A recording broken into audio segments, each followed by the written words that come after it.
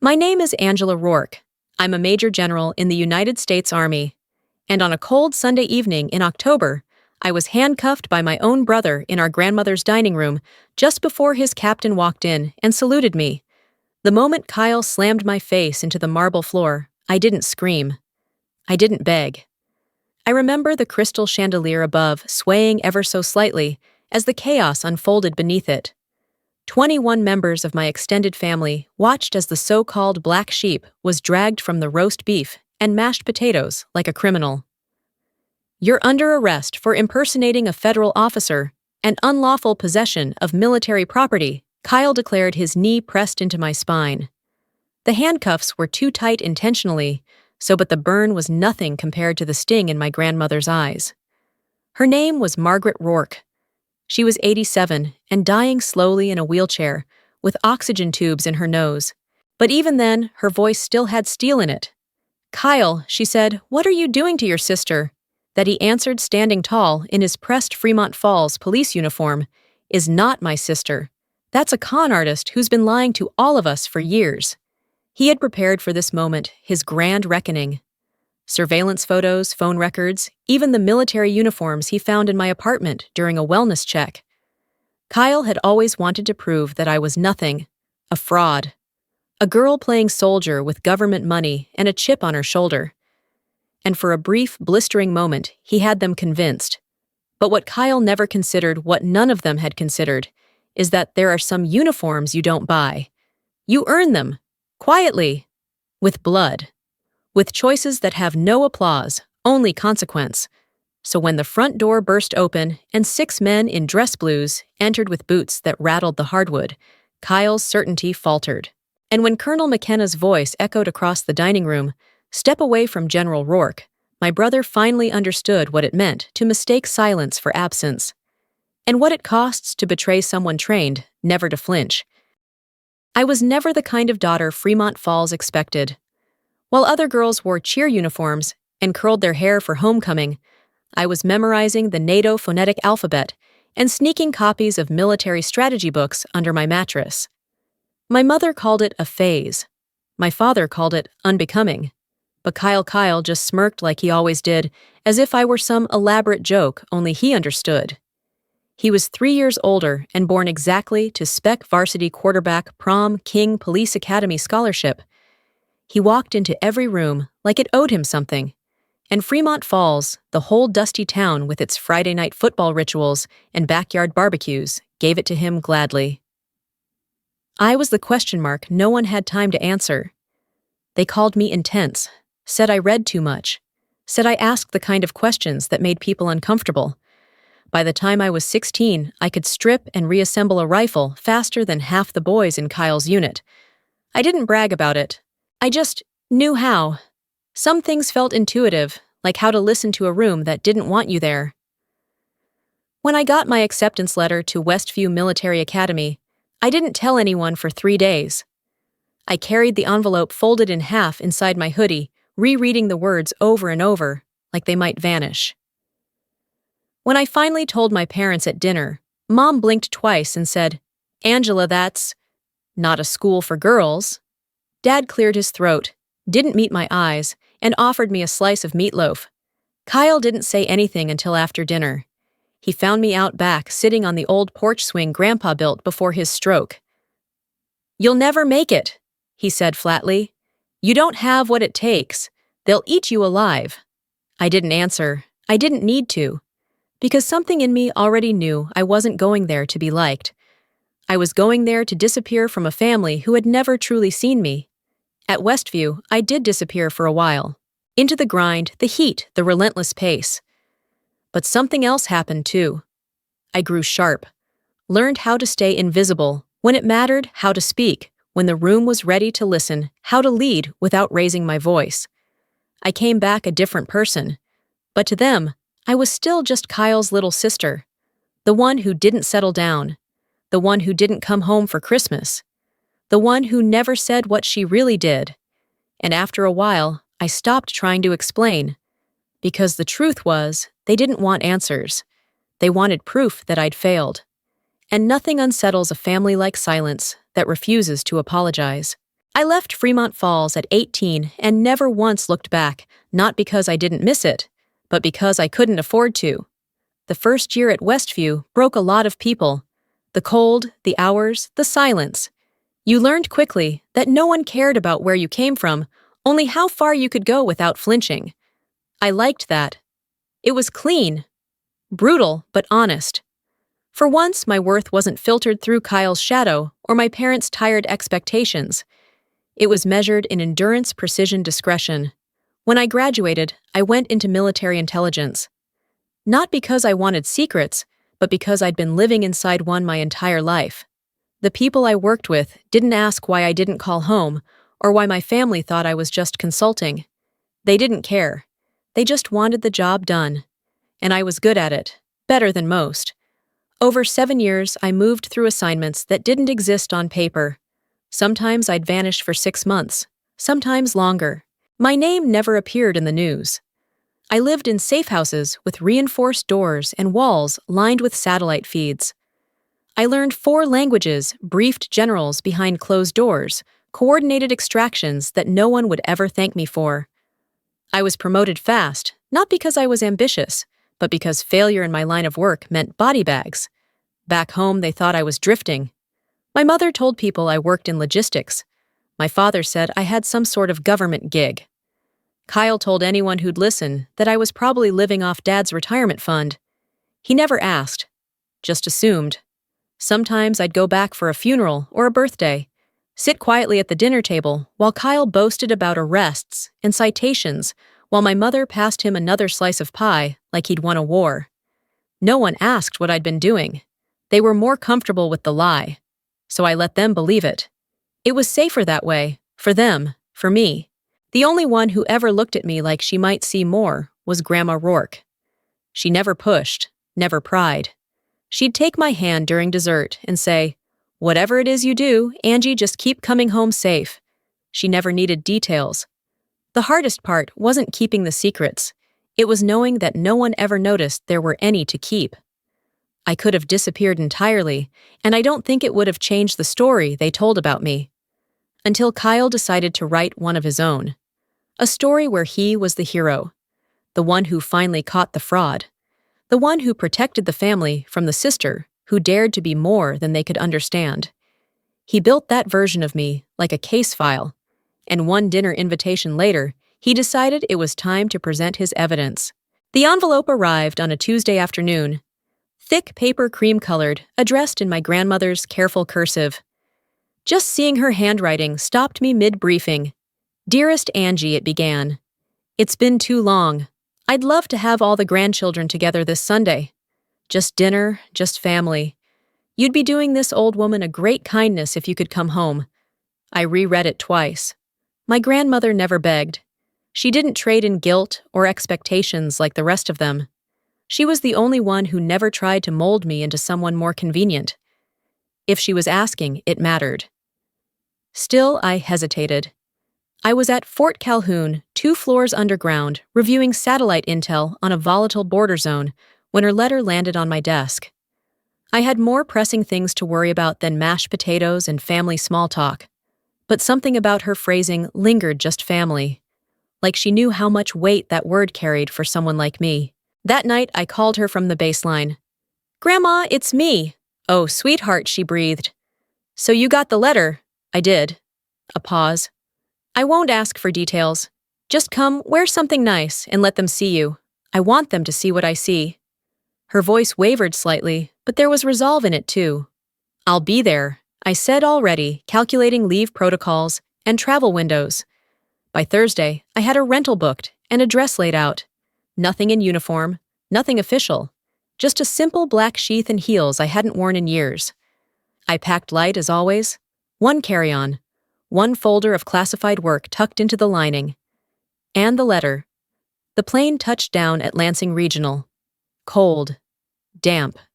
The kind of Midwestern autumn that smelled like burning leaves and unsaid things. The drive to Fremont Falls was automatic cornfields and Silo's old diners, 1 gas station that hadn't changed since I was a kid. I passed Kyle's cruiser on Main Street, parked prominently, engine running, like he wanted people to know he was on duty even off the clock. Grandma's house looked the same.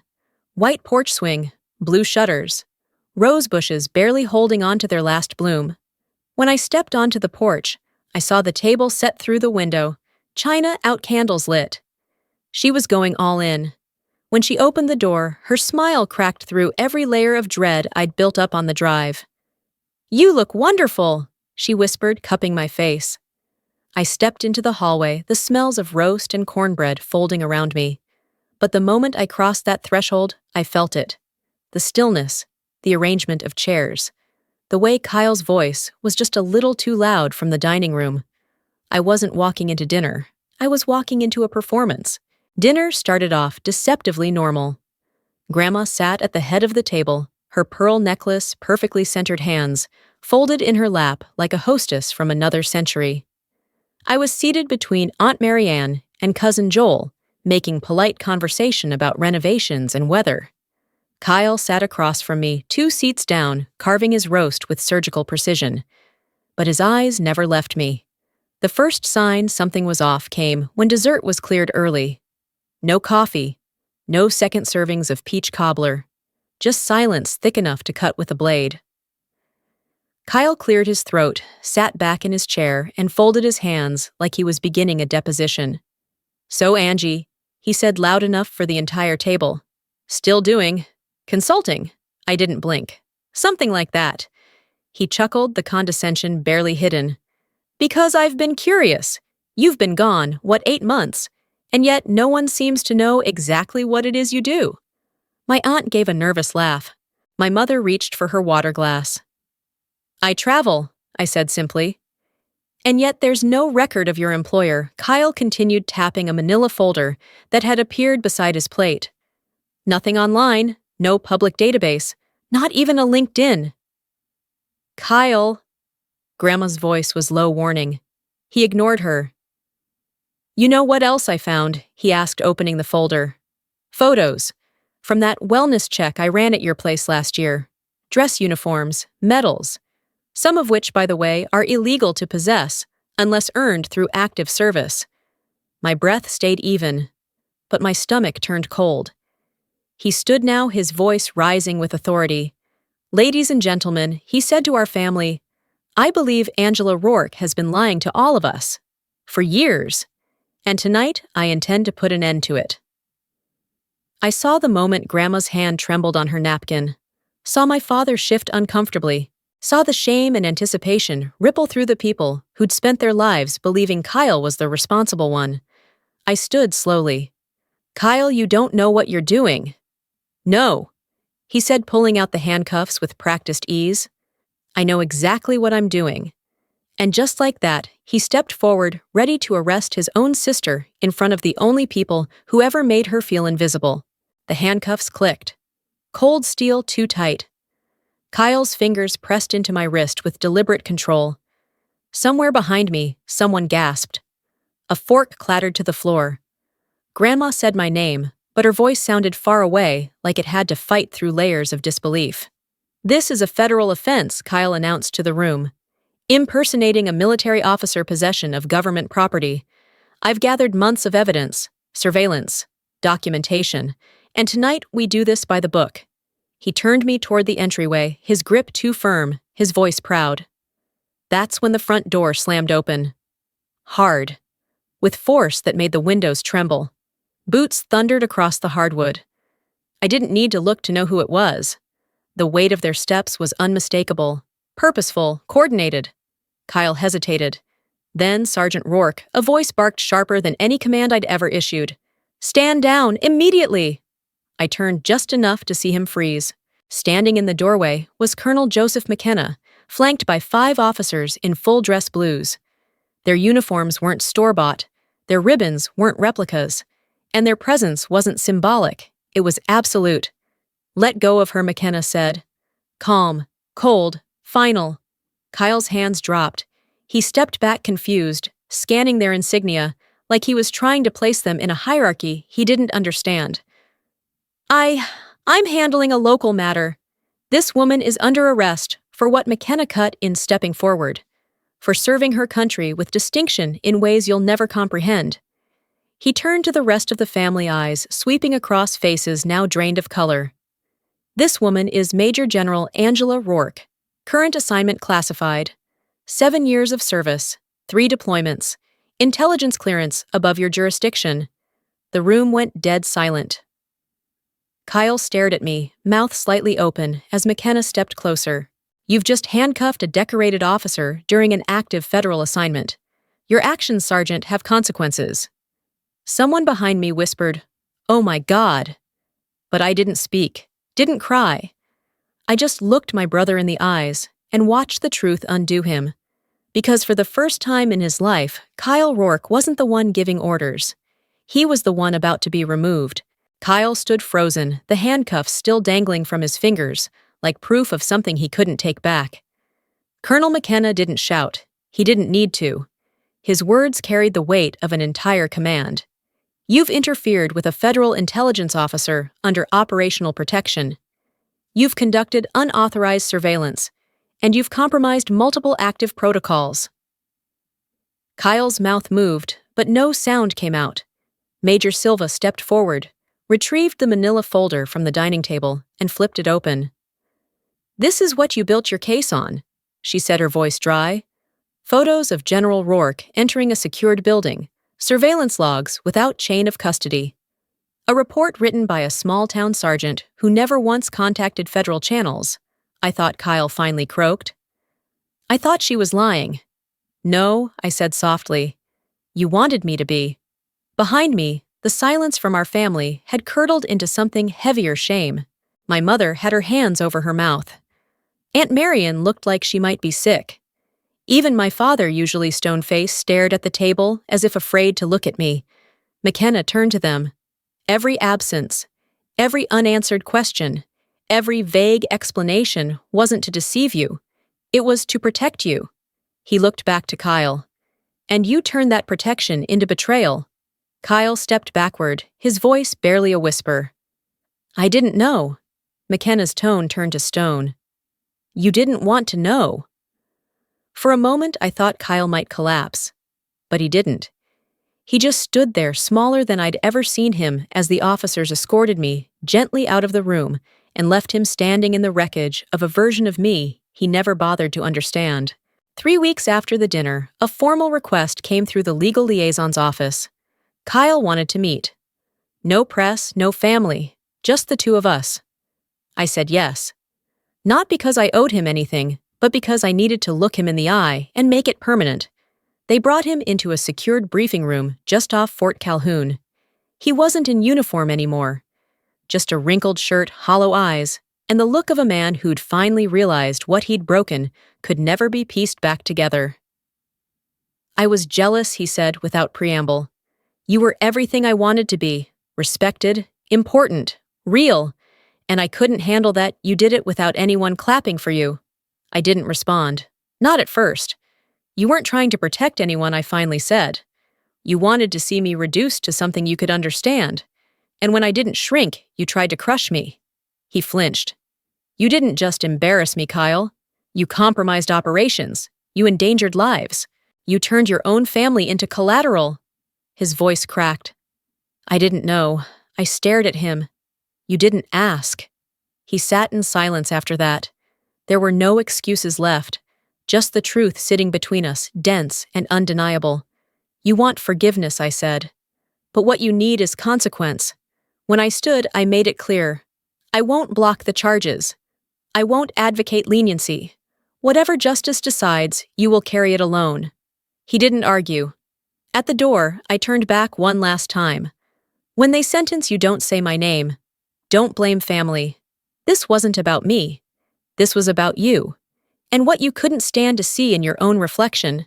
That was the last time I saw him. These days, I command operations across 3 continents. I still serve, still protect, still carry secrets, but I no longer carry their silence, because I've learned that family doesn't always mean loyalty, and sometimes justice isn't loud. It's walking away without ever needing to look back.